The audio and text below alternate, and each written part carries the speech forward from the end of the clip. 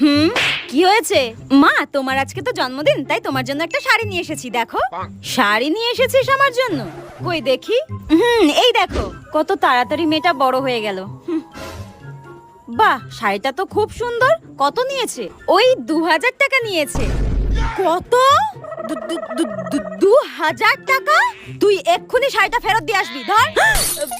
তো 2000 টাকাই তো দাম এগুলোর।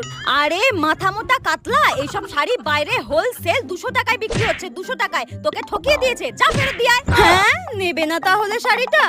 কত কষ্ট করে টিউশনের টাকা জমিয়ে মায়ের জন্য এই শাড়িটা কিনেছিলাম, এখন নিচ্ছেই না। আহারে, মেয়েটা মনে হয় কষ্ট পেল। আমার জন্মদিনের জন্য মনে হয় অনেক কষ্ট করে টাকা জমিয়ে শাড়িটা কিনেছিল। আচ্ছা ঠিক আছে, এত কষ্ট করে যখন আমার জন্য শাড়িটা নিয়ে এসেছিস আমি পরবো, কিন্তু আর কোনোদিনও যেন না দেখি এত দাম দিয়ে আমার জন্য শাড়ি নিয়ে আসা হয়েছে। মা শাড়িটা পরবে বলেছে। ইয়েস, ঠিক আছে মা।